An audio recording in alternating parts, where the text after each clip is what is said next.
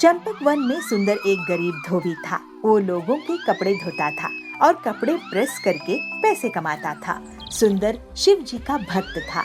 वो हर दिन शिव जी को जल चढ़ाता था, बेलपत्री अर्पित करता था। सुंदर की भक्ति इतनी गहरी थी कि वो हर दिन अपने स्त्री को शिव जी के सामने रखकर उनसे आशीर्वाद लेने के बाद काम शुरू करता था। सुंदर अपने बेटे बंटी और बबलू पीलू के साथ रहता था। एक दिन काम करते करते बेहोश हो जाता है। उसे डॉक्टर अब से काम करने से मना कर देते हैं और आराम करने की सलाह देते हैं।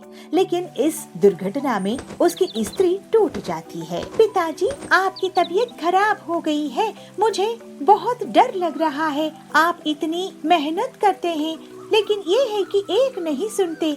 आप शिव जी के इतने बड़े भक्त हैं, उनसे कहिए ना कि इन्हें सद्बुद्धि मिल जाए और ये काम करने लगे। बेटी, इस बात के लिए शिव जी को तकलीफ नहीं देते हैं। पहले मैं कोशिश करके देखता हूँ। बंटी बेटा, शिव शंभू का आशीर्वाद ले और अपने परिवार की जिम्मेदारी उठा। तू कुछ कमाता नहीं है और अब मेरी तबीयत के कारण मैं काम नहीं कर पाता हूँ। तू अपने लिए स्त्री खरीद ले। पिताजी, आपके जमाने में ये सब चलता था। अब मैं ये काम नहीं करूँगा। आप किसी का कहना नहीं मानते हो। आप बहुत जिद्दी हो। ये नहीं तो कोई और काम शुरू कर दो। लेकिन बंटी उनकी बात नहीं मानता है और ऐसे ही कुछ दिन बीत जाते हैं। पीलू दुखी हो जाती है तो सुंदर शिव के पास उसको लेकर जाता है। हे भगवान शिव जी, मुझे पता है ये सब आपकी लीला है। प्रभु, आप मेरी बहू की प्रार्थना सुनिए। हे शिव शंभू, कृपा करके मेरे पति को सही रास्ते में लाइए। ऐसे में तो हमारा घर बर्बाद हो जाएगा। कृपा करे प्रभु। और शिव जी उसकी भावनाओं को सुनकर प्रकट होते हैं। बेटी पीलू, सुंदर, मेरा बहुत प्यारे भक्त हो आप। बेटी, तू चिंता मत कर। मैं अपने परम भक्त के बेटे को भटकने नहीं दूंगा। मैं उसका कल्याण करूंगा। जो हो भोलेनाथ, आपकी जय हो शिव शंभू। जय हो शिव शंभू जी की। और ऐसे ही एक दिन बंटी जंगल में घूम रहा था। तभी उसे एक साधु बाबा मिलते हैं। बेटा, क्या तुम्हारा नाम बंटी है? प्रणाम साधु महाराज जी। आपको मेरा नाम कैसे पता है? मुझे तो तुम्हारे पिताजी सुंदर का भी नाम पता है और तुम्हारी पत्नी पीलू का भी नाम पता है। मैं बहुत कुछ जानता हूँ। क्या तुम मेरा एक काम कर सकते हो? अगर करोगे तो मैं तुम्हें आशीर्वाद दूंगा। साधु महाराज, आपको नाराज करके मैं शाप नहीं लूंगा। बताइए क्या काम है? और फिर साधु के कहने पर बंटी पत्थर लेकर आता है और साधु के कहने पर वो अलग अलग औजार लेकर उस पत्थर को तराशने लगता है। साधु उसे एक पत्थर की स्त्री बनवा लेता है और फिर उसे कोयला मंगवाकर उसको इस्त्री करवाने के लिए लगा देते हैं। कुछ दिन डर के कारण बंटी इस्त्री करने लगता है और फिर उससे कमाई होने लगती है। फिर एक दिन बंटी साधु से कहता है, साधु बाबा, आपने तो मुझे प्रेस करवाने वाला बना दिया। बंटी, क्या तुम्हें अपने पिता का ख्याल नहीं है? क्या तुम्हें अपनी पत्नी का ख्याल नहीं है? तुम डर के कारण मेहनत किए क्या तुम रोज काम नहीं कर सकते हो? आप कौन हैं? और साधु जी की जगह शिव शंभू प्रकट हो जाते हैं। शिव शंभू जी, माफ कीजिए भगवान, माफ कीजिए, मैं आपको पहचान नहीं पाया। तुम्हारे पिताजी मेरे भक्त है, तुम्हारी पत्नी मेरी भक्ति की। मैं तुम्हारी दुर्गति होने नहीं दे सकता हूँ, इसलिए काम शुरू करो बेटा। घर के लिए, परिवार के लिए और अपना फर्ज निभाओ। मेरा आशीर्वाद है।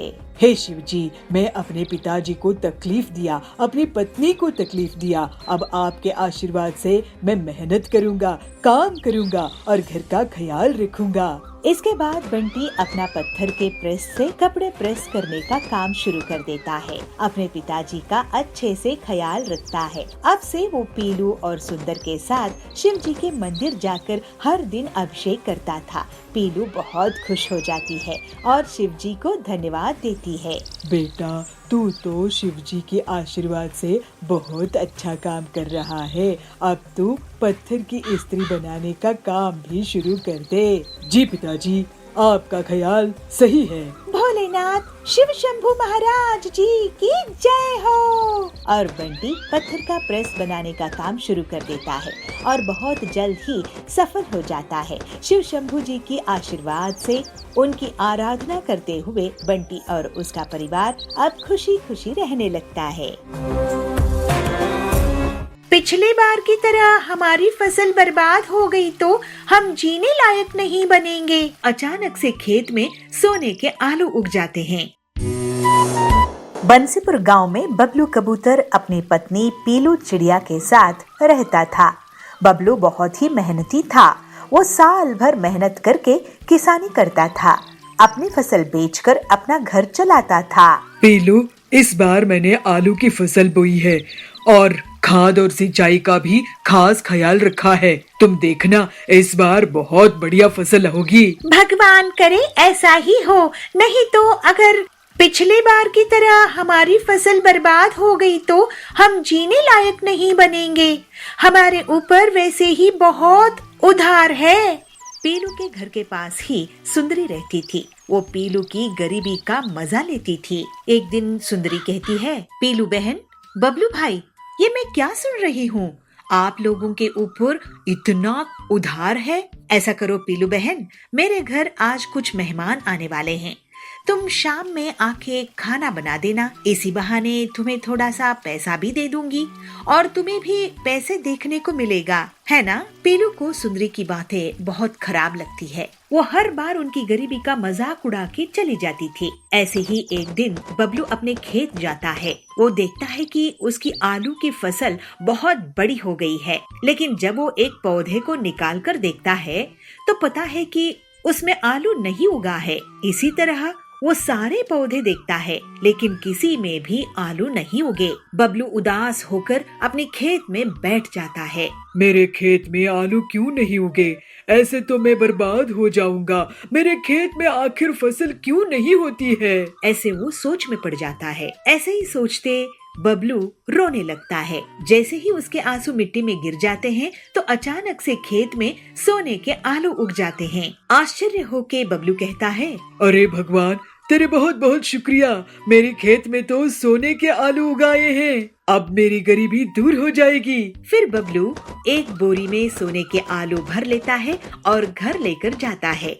बबलू एक सोने का आलू बेचकर घर का राशन ले आता है और पूरा कर्ज भी चुका देता है। लेकिन वो सोने के आलू वाली बात पीलू को नहीं बताता है। एक दिन सुंदरी उसके घर आती है। क्या हुआ, इस बार तुम लोग आलू की फसल नहीं बेच रहे हो क्या? इस बार भी तुम्हारी फसल बर्बाद हो गई है? ऐसा है तो तुम लोग तो सड़क पर आ जाओगे। नहीं, इस बार फसल बहुत अच्छी हुई है। नहीं नहीं पीलू, बबलू इस बार फसल बिकाने के लिए बाजार गया ही नहीं।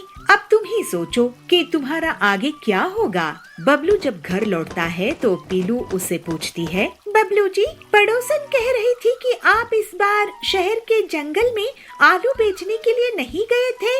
अगर हमारी आलू की फसल हुई ही नहीं है तो अपने घर का राशन कहाँ से लेकर आए हो? इसके बाद बबलू पीलू को सोने के आलू से भरी हुई एक बोरी दिखाता है। खिड़की में से सुंदरी भी उस सोने के आलू की बोरी को देख लेती है। अरे, इनके पास तो बोरी भरकर सोना है, ये तो मेरे पास होना चाहिए। ऐसा सोचकर वो उनके घर जाती है। तुम दोनों गरीबों को खाना नसीब हो रहा होगा। ऐसा करो, तुम मेरे घर खाना खाने आ जाओ। सुंदरी को पीलू और बबलू मना नहीं कर पाते हैं और उसके घर चले जाते हैं। वहाँ सुंदरी उन्हें बहुत बड़ी थाली परोसकर लेकर आती है और उन्हें खाने के लिए देती है। जब दोनों पति पत्नी खा रहे होते हैं, वो चुपचाप उनके घर चली जाती है और सोने के आलू चुराने की कोशिश करती है।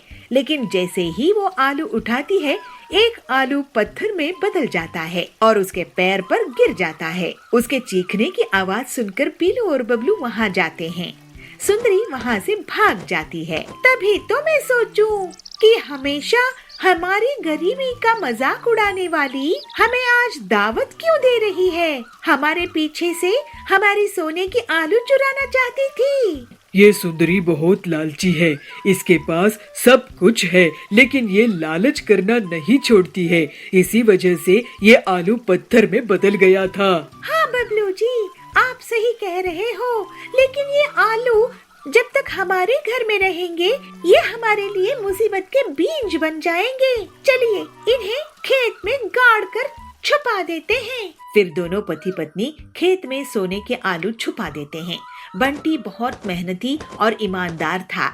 इसी वजह से उसकी शुद्ध भावनाओं में निकले आंसू से सोने के आलू खेत में उग आए थे।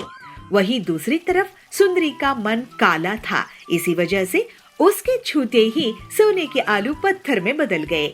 अब बबलू और पीलू की गरीबी दूर हो गई थी और वो दोनों खुशी खुशी रहने लगे।